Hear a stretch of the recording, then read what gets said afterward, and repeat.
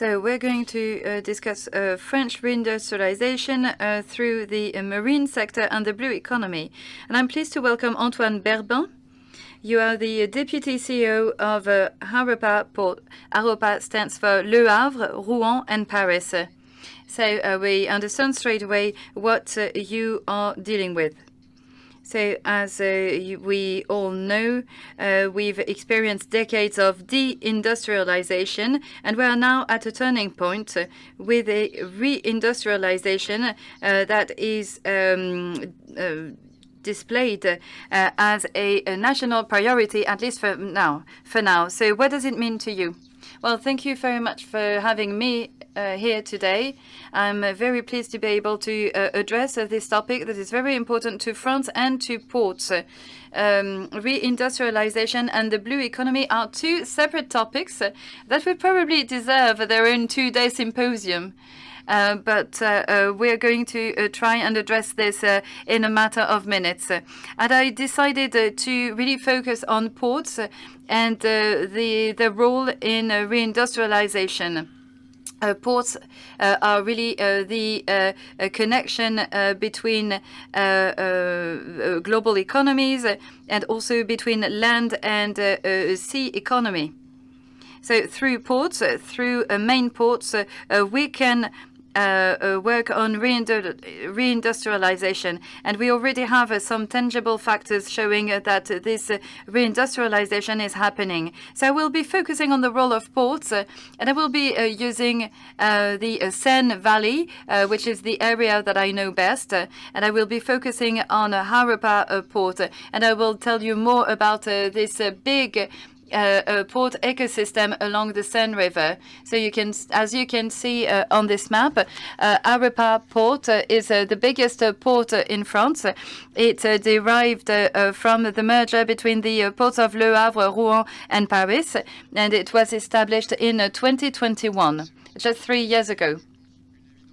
And I think that it was quite obvious to merge these ports as they are complementary.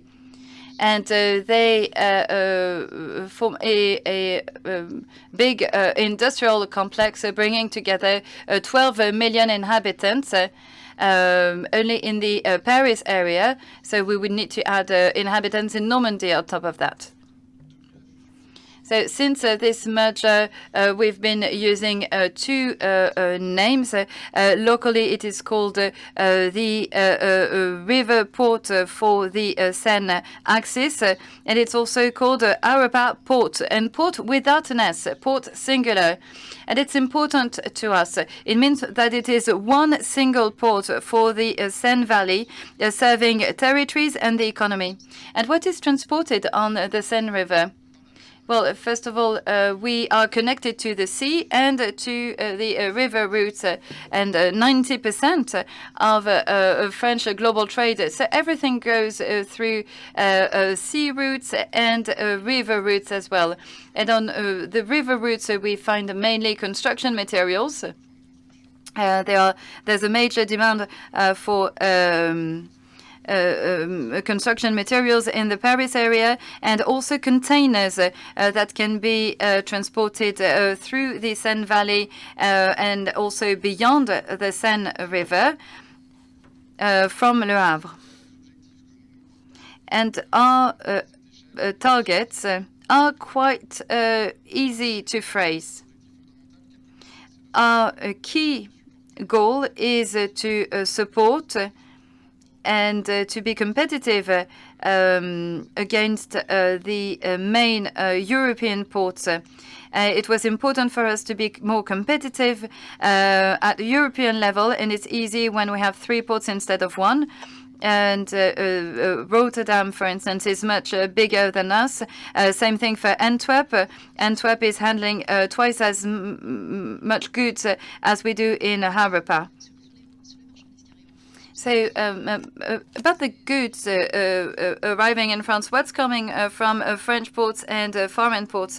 Well, it's difficult to know because we do not have any statistics. We would need to the only services that would be able to provide us with the statistics would be customs services.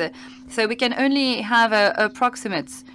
And we estimate that about 1/3 of our trade in France go through other European ports, but it might be more. And ports are tools for economic sovereignty.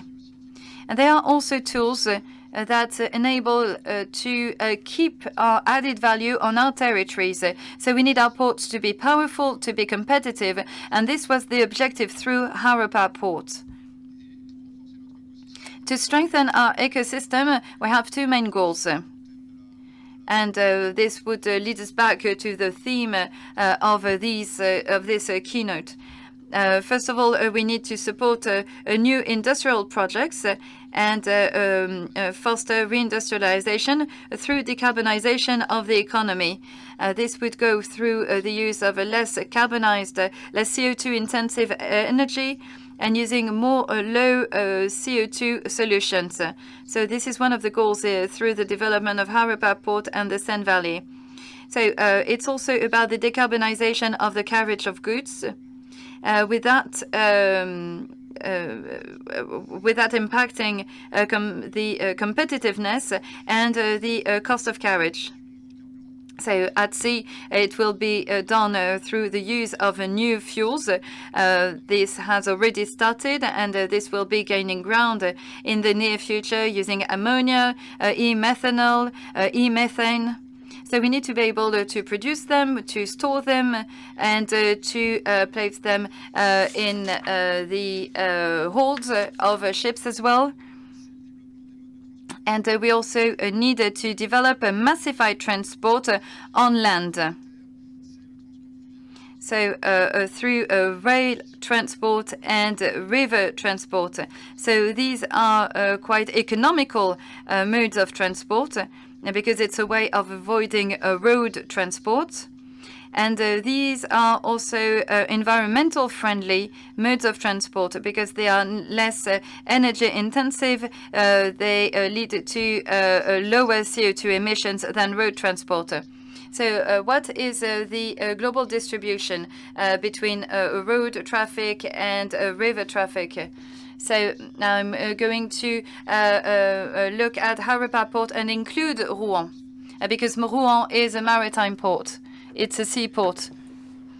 Most of the goods volumes coming into our ecosystem is liquid bulk, mainly oil and oil-derived products. So they go through pipelines. Then if we look at the rest of bulk, then we have massified modes as alternatives to road transport, 50% through river and rail transport, and 50% of grains going through the port of Rouen, which is the biggest seaport in Europe for the export of grains. And then we can find more common goods, including for the industrial sector. And the massification rate is about 15%, rail plus river transport. And in Antwerp and Rotterdam, we are closer to 40%. So this is our progress objective, even if we are just focusing on containers. And why are we lagging behind? So are we at 15 and 40? There are many reasons to this. It's difficult to summarize this. It's probably due to our geography, because the ports of Antwerp and Rotterdam are very well connected to the hinterland through their river routes. So you can go all the way to Basel, Switzerland from Rotterdam, which you cannot do from Le Havre. Because the river basin is limited to this part of Normandy and the Paris area. So it's probably related to geographical factors. But we could overcome this handicap and maybe be able to transport goods to the rest of France. So this is a challenge. But in any way, it is in our collective interest that we need to use more river routes, and if we need, so we can divide by 5 CO2 emissions by switching from road to river transport, and from road to railway transport, we can divide them by 10. And not many technologies are already existing and at a major level that can provide that kind of decarbonization. So we need to use these alternatives more. We need to make them easier to use also by carriers. So going back to the main topic here, the industrial sector and reindustrialization. So let me recall first that ports are not just there for handling and logistic purposes, but they are mainly major industrial areas. That's the case of Rouen, Port-Jérôme, Le Havre, Rouen. These are port clusters that are industrial areas. And we can find refineries, petrochemicals production of cement, of fertilizers, other construction materials. So industrial sectors for the processing of commodities that can then fuel into the rest of the economy. So this can be used in agriculture, transport, civil engineering, consumer goods. So we're really talking about a processing industry of raw materials. And these are energy-intensive industries. They are using a lot of energy, so a lot of CO2-based energy. So the top challenge for us, before we even start thinking about reindustrialization, is to transform the already existing industrial sector. And we need to be aligned with the current decarbonization objectives. We've identified 3 areas on which we can work to reach this transformation objective. The first one would be to replace some carbonized inputs with low carbon inputs. An example would be hydrogen. So in refineries, we use a lot of gray hydrogen, so we could switch to low carbon hydrogen. So in the Seine Valley, it would be made possible through the building of big capacity electrolyzers. A project is ongoing in Port-Jérôme with Air Liquide and Siemens Energy, 4 million euros, and with a state subsidy of 190 million euros, with an initial capacity of 200 megawatts. So this is a big capacity electrolyzer that would be equivalent to 235,000 households. So it should be ready by 2035. So that's our first operational orientation, so switching to low carbon inputs. Second goal, CO2 capture. And we can then recover this CO2 as a raw material. And I'll come back to that later. And our third objective would be to have this residual CO2 capture, and then after all of that effort has been done to reduce emissions, we can liquefy that residual CO2 to use them in oil fields. So that's the objective of Eco2 Normandy Consortium, bringing together HAROPA, Air Liquide, Total Energy, among other players. And the objective is to set up a capture and transport facility for liquefied CO2. The objective is to be able to handle 3 million tons of CO2 per year, so the equivalent of the emissions of over 100,000 inhabitants. So as you can see through these operational orientations, the industrial players in the Lower Seine Valley have really started a momentum for decarbonization. But I want to recall that decarbonization is today probably the first engine for reindustrialization. So we're not going to reindustrialize France in the old way. No, not at all. And the new needs related to decarbonization are a powerful engine for reindustrialization. I'm going to mention 3 examples still in the Seine Valley of projects that have already been realized, others that are still in the pipeline. The first one supported by Siemens Gamesa Renewable Energy, LGRE. And I think that this is the perfect example of the connection between reindustrialization and the blue economy. It was the idea was to be able to manufacture wind turbines to be installed in the North Sea and beyond. The port of Le Havre made facilities, land available to LRGE, and then they could start manufacturing blades. And we invested 180 million euros for the installation of this site. And LRGE invested 600 million euros with the support of local authorities. The Normandy region, the Chamber of Commerce, and the state as well. This project was launched in 2011 when the French government launched the first call for tender for the offshore wind farms. So it took a while, but it led to the creation of 1,000 jobs. So that's the first example that's already been that's already happened. We have 2 other examples in mind. The first one was supported by ENGIE, so that's for the energy supply for planes and ships, but with a low carbon energy. ENGIE won a call for project that we launched in March 2022 to install a facility of 24 hectares in Le Havre. And ENGIE will develop there the biggest French platform for the production of low-carbon fuel at industrial level. It's a twofold project.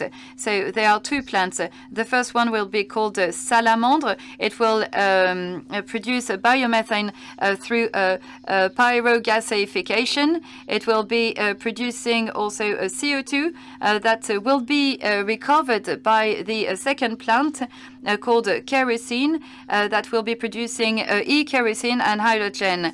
And both plants will be producing over 80 million tons of biofuels, of low-carbon fuels, per year. So it's supported by CMA CGM and by Air France KLM. And both this project and these 2 plants represent an investment of 1.2 billion euros. So what is pyrogasification? So pyrogasification or gasification through pyrolysis can be done through the heating up of waste to 1,000 degrees, and this will lead to the generation of gases, and this is the gas that we can use as a fuel for the CMA CGM ships. And that is why we also generate CO2 through this process, and this CO2 will be recovered in the second plant. And this is what we call industrial ecology. So the byproducts can be recovered through another industrial process. And therefore, this is a virtuous circle, and this is a very important objective to us. The third example is supported by an American industrial player, Eastman. It is specialized in the molecular recycling of plastic. So the objective is to build in the Port Jérôme industrial port area a plastic recovery of plastic to recover 220,000 tons of plastics. That will be fully recycled and recovered with a loss of only 10%. And this recycled plastic will be used for new uses. And this should lead to the creation of 350 jobs. And this should come into operation sometime in 2026. I'm quite surprised to see that you still have industrial land available. Because we thought that it was difficult to have land available. That's true. So here you can see that this is a very strong momentum for reindustrialization, 3 billion euros of investment in total. And we've identified various levers to continue and amplify this phenomenon. So first of all, real estate. So this is probably the most important lever that we can act on as a port authority, because we own 16,000 hectares in the Seine Valley. You own 16,000 hectares that could be converted into plants, or so about 5,000 hectares are natural areas that cannot be used for industrial purposes. Then we have the ports to meet our needs. And it is our work as a port planner to foster the use of this land. So you cannot reallocate the activity of refineries. Well, that's one way of putting it. So in this context of transition, we need to be able to bring more land, to make more land available to foster the development of low-carbon solutions. So to support this energy transition, we need more land available. And our job is to keep on equipping, installing this land as a part of the USAN objective, that is a part of the new Climate Act. And the objective is to be carbon neutral by 2050. To reach this goal, the government has established a number of objectives for local authorities. And our development of a new industrial land is part of this strategy. However, as part of this mechanism, we will be able to keep on using new land, and we have thousands of hectares that will be used for new industrial projects. So a bit of advertising now on the land that is still available, but I don't know if there are many industrial players here in the room today. So first of all, we have various plots of land that have already been approved as a part of the new Climate Act. So our job is to make sure that we can anticipate and that we can make that land available, land that would be immediately ready to use. So we have some plots that are already ready to use, including for foreign investment. France 2030 certified. We have 2 in Le Havre and 1 in Rouen. And these plots of land are worth several dozens of hectares. And so you are ready to welcome any activity from logistics to renewable energy, or do you have some specifications which mean that you need to fulfill a number of criteria? Well, we are targeting industrial players, and we usually have a choice right now. And land is quite expensive right now. Well, we launch a call for projects, and then we appraise the projects, and we choose the best ones. And we use different criteria, the robustness, feasibility of the project itself. It also includes the ability of the project to be integrated into the port ecosystem. It also includes job creation, the impact on the environment. And so that's how we select the best projects. And this is how we selected the ENGIE project that I just mentioned.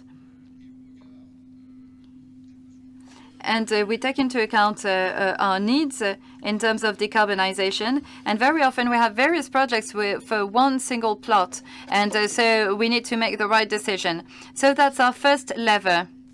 And I'm reaching the end of my intervention here. So the first lever is real estate, available land.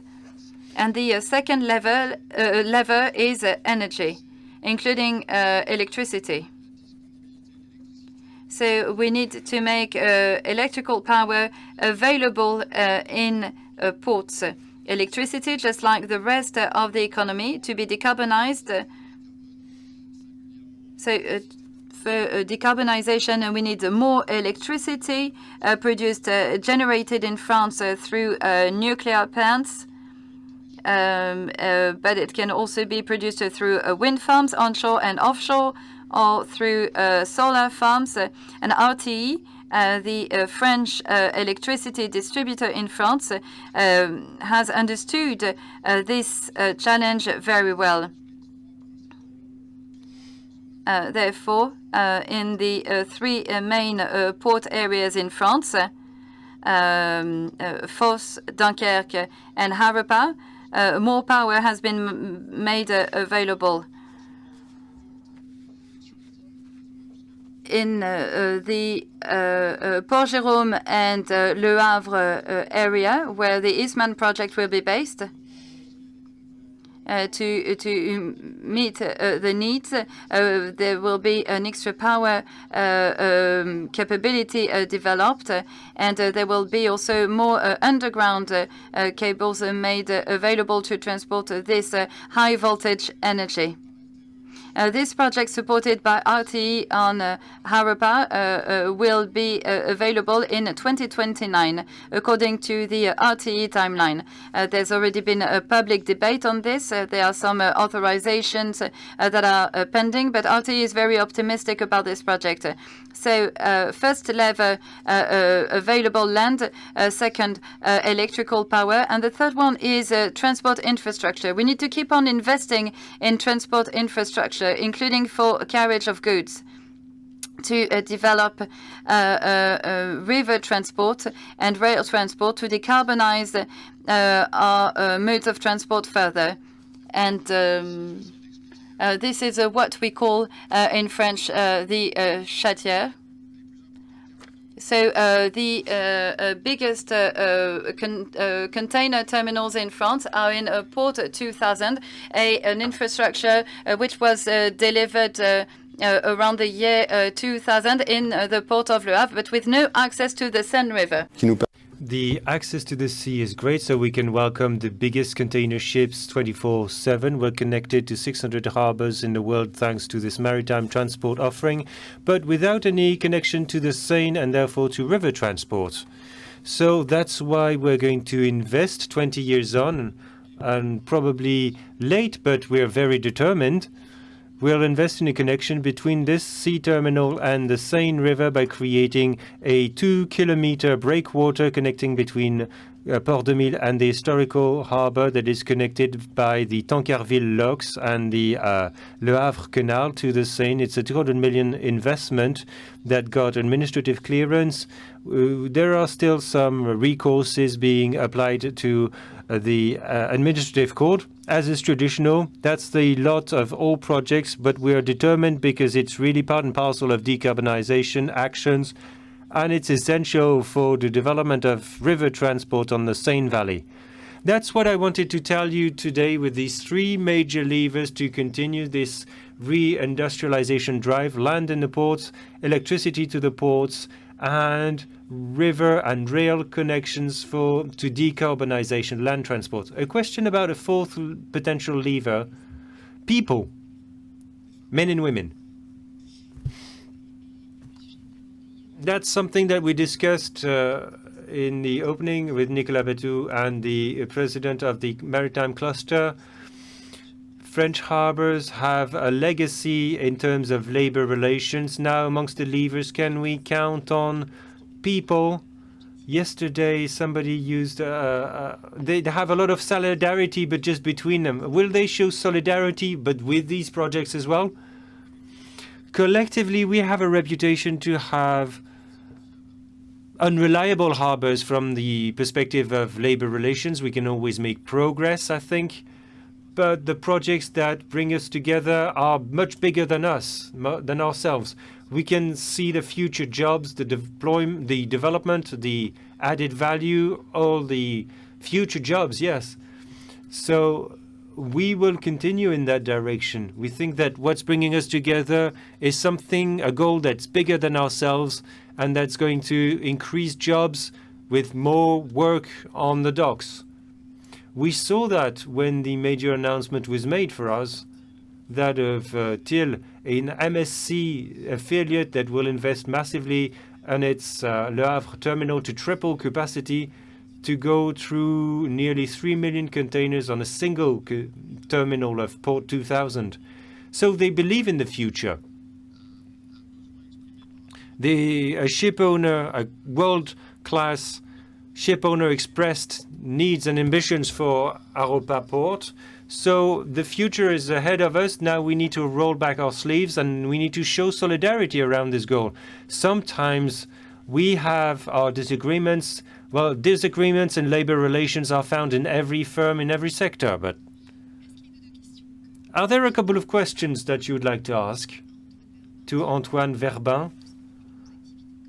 We're getting closer to what you are doing in the maritime world.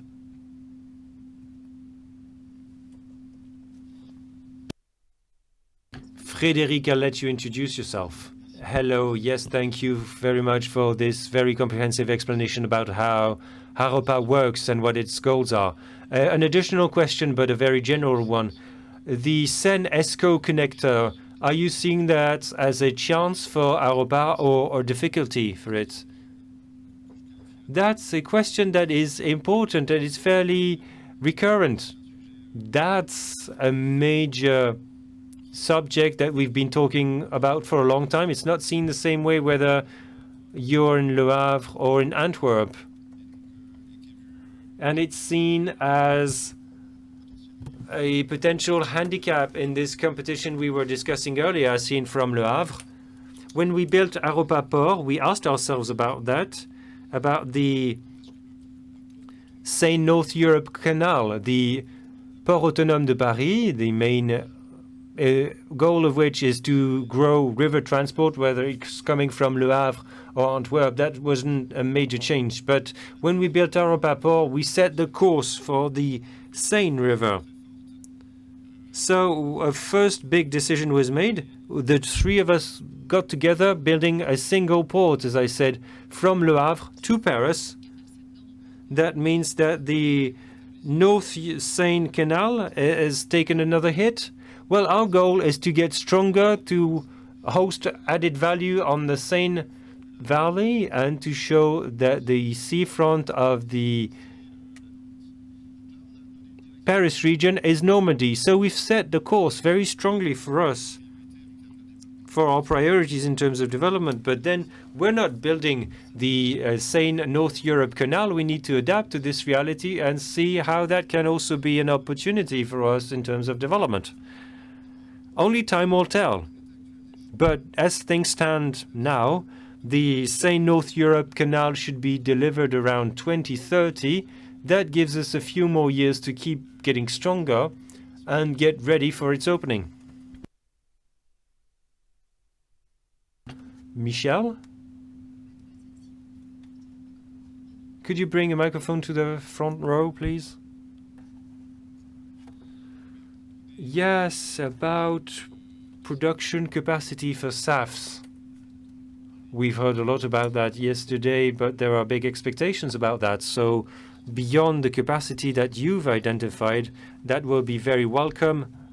Are you identifying more potential for growth to produce much bigger amounts of SAFs that could address the global needs of the aviation and maritime markets? My impression is that this will be a collective effort. We are hosting a first project that I mentioned earlier.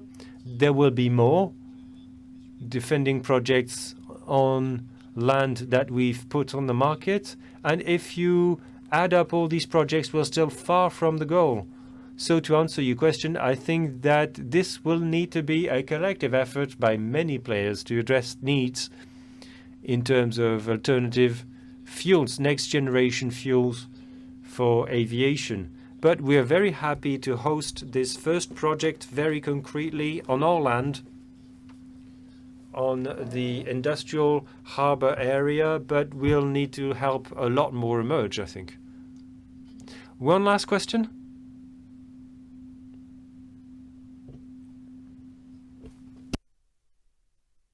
What should we take away from that discussion? I don't know. I don't know what you will take away from this discussion, but I hope you'll remember that HAROPA Port is a great company working to develop and reindustrialize the country. That's one of our main goals, along with transport decarbonization. And I hope you'll also remember that we're at a turning point in terms of industrialization with many, many projects, new investments that should be interesting for you as insurers, I hope. Thank you, Antoine BERBAIN.